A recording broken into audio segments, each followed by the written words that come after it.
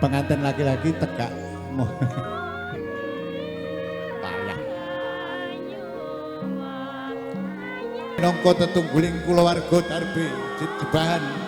anyangkepi sandang boga mring kulawarga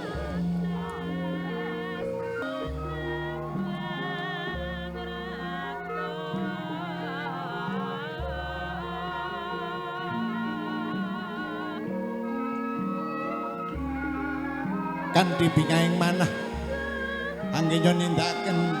prastawa kacar kucur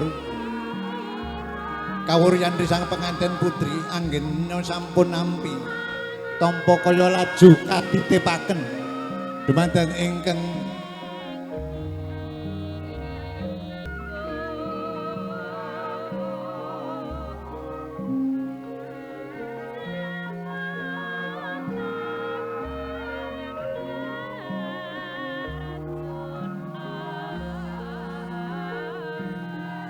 paripurna nitipaken tampa kaya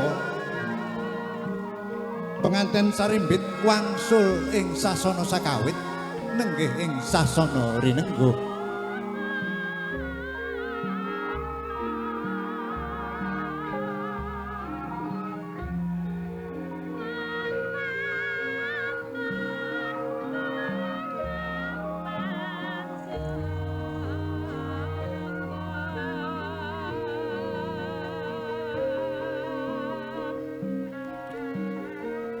kaprah lamun to sinebat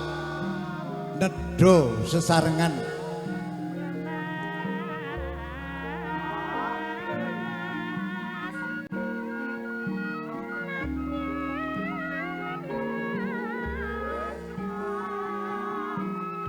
kembul dahar minangka pralambang lamun katresnanipun penganten putri lan kakung sampun manggih sampun jumbuh wonten ing siang punika kawujudaken katresnanipun penganten kakung lan putri kanthi dahar dulang-dulangan penganten kakung dulang ingkang putri penganten putri dulang ingkang kakung ratandhani menika katresnan tuhu ingkang ginambaraken ing siang punika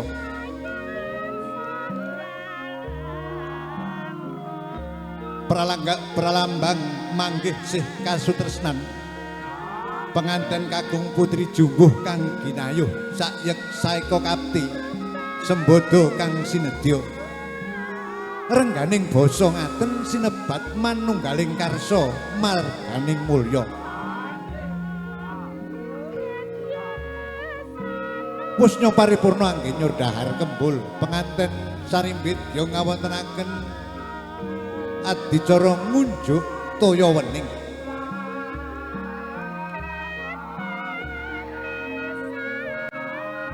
dadya pratandha kalamun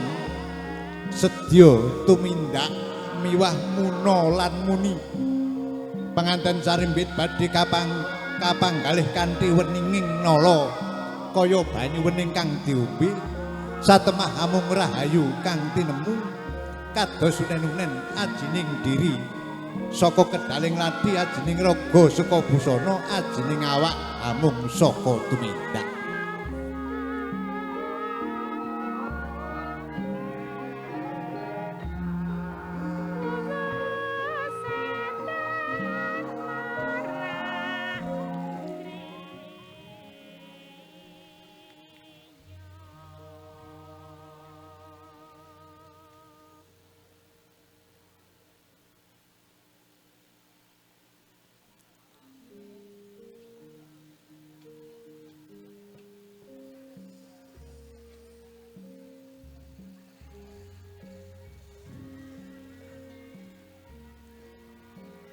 bab menika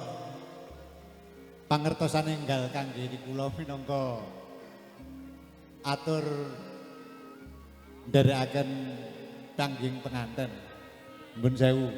beda desa mawa cara nika kados ngaten.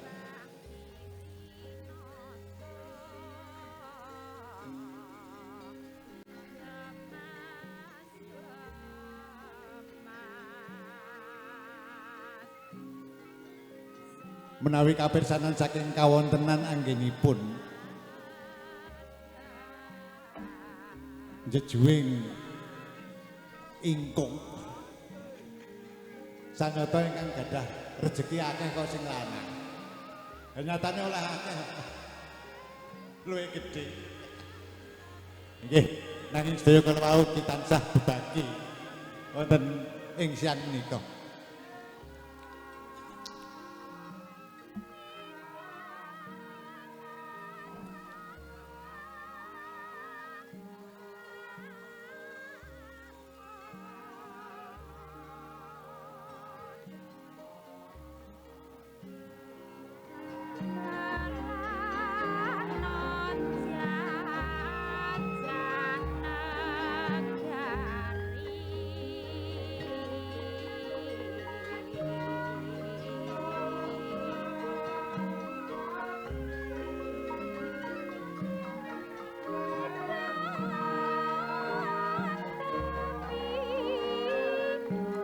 Wis ngawontenaken adicara krobongan